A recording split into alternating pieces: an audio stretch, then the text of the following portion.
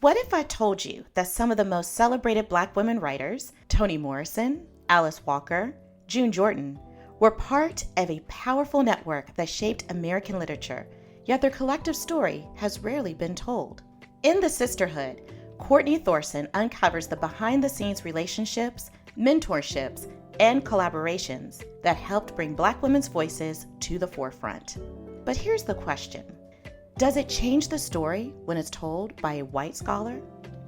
I'm Dr. Denise LaRosa, and today we're diving into The Sisterhood, a book that celebrates the impact of Black women's literature while also raising important questions about authorship and who gets to document history.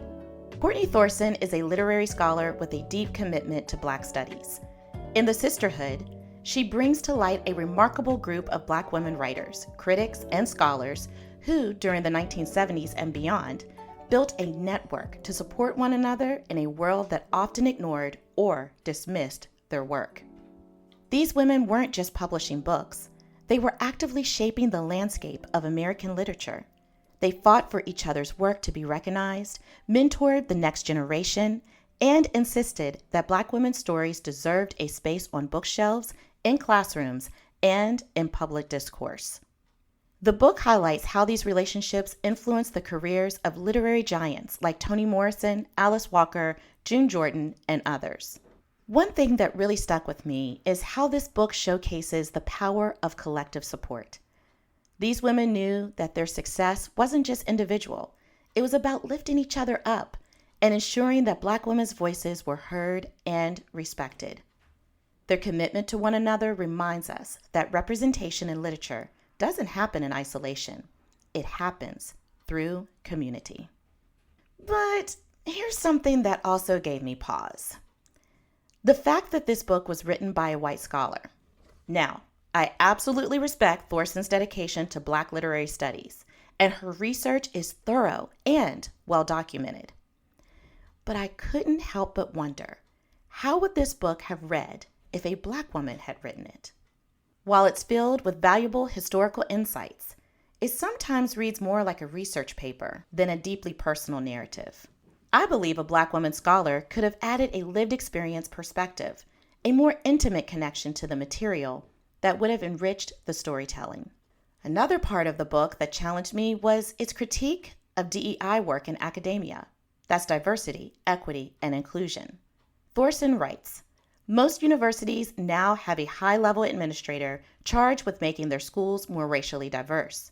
Hiring diversity officers and establishing well-funded divisions of diversity, equity, and inclusion deforms the language of freedom into the work of administration. Research shows that this strategy is expensive and ineffective at increasing the number of Black faculty on campus. In effect, this means that universities are full of Black ideas, but not Black people. Okay, y'all. As a Black woman, mother, educator, and DEI director myself, I strongly disagree. While hiring Black faculty is absolutely necessary, it's not the only measure of success in creating an inclusive institution. My role exists for the students. Yes, my Black students who need to see themselves reflected, who need someone advocating for their belonging and success. But listen, my role also exists for my non-Black students who need to learn how to engage meaningfully in diverse spaces. DEI work is about more than just numbers. It's about culture, access, and systemic change. So here's my question for you. Do you think it matters who writes a book like this? Does the author's identity shape the way the story is told? I'd love to hear your thoughts. DM me on Instagram at LaRosa Reads or share your reflections using #RootedInStory. And if this book intrigued you, I challenge you to go beyond it.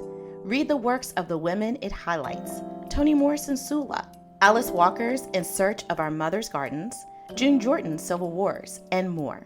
Because while Thorson tells their story, their own words are where their power truly lives. Thanks for listening to Rooted in Story. Until next time, keep reading, keep reflecting, and stay rooted in story.